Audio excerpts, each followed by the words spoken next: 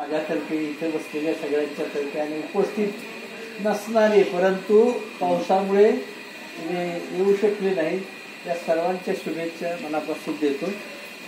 अशाच पद्धतीने आपलं दीर्घायुष्य कायमस्वरूपी समाजसेवेमध्ये जावं अशी सदिच्छा बाळगतो.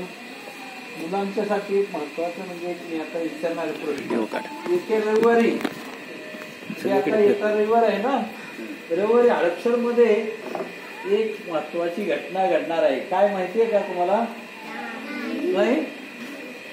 संत ज्ञानेश्वर महाराज आणि संत तुकाराम महाराज यांची पालखी येणार आहे. बरोबर आहे का? कुठे जाते पालखी? वा वा वा. पंढरपूरला काय आहे?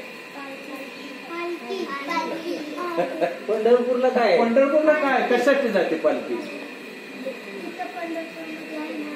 कोणता देवाचा आहे पंढरपूरला? देव कोणता? कोणता देव? महाराष्ट्रात विठ्ठल श्री हरी विठ्ठल आहे का? आहे का नाही? विठ्ठल आहे ना तिथं. महाराष्ट्राचं दैवत म्हटलं जातं विठ्ठलाला. आणि विठ्ठल हे सगळ्या महाराष्ट्राचं दैवत का म्हटलं जातं माहिती आहे तुम्हाला? त्याला जात धर्म पंथ लिंग असले काही भानगड नाही. कुणी बी यावं आणि विठ्ठलाच्या चरणी जावं.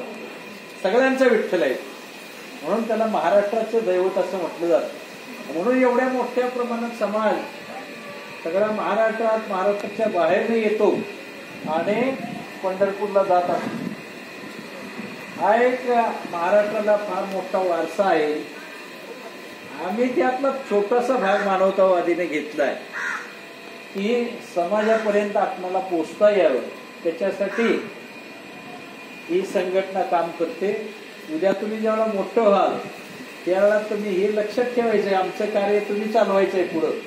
तुमचे वाढदिवस अशाच ठिकाणी जिथं गरज आहे, जिथं समाजाचं लक्ष नाही अशा ठिकाणी जाऊन साजरा करायचा आहे.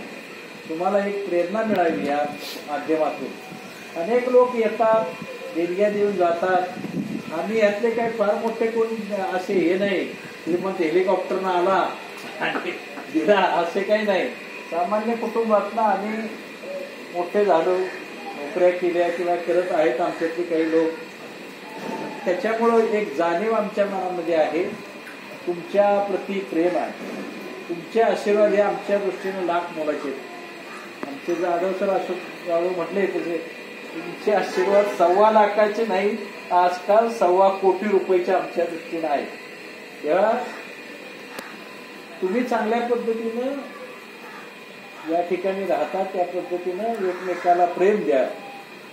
आपल्या बहिणी आहेत, आपले भाऊ आहेत, एकमेकाला अभ्यासातल्या गोष्टी सांगा, समजून द्या आणि चांगल्या पद्धतीनं शिक्षण घ्या.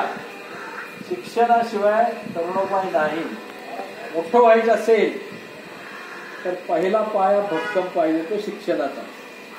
तुम्ही सगळ्यांनी मन लावून शिकलं, शिक्षकांचं तुमच्या गुरुदेवांचं ऐकलं तर तुमचं कल्याण होणार आहे नक्की. तुमचे चेहरे सगळ्यांचे गोंडच दिसत आहेत मला.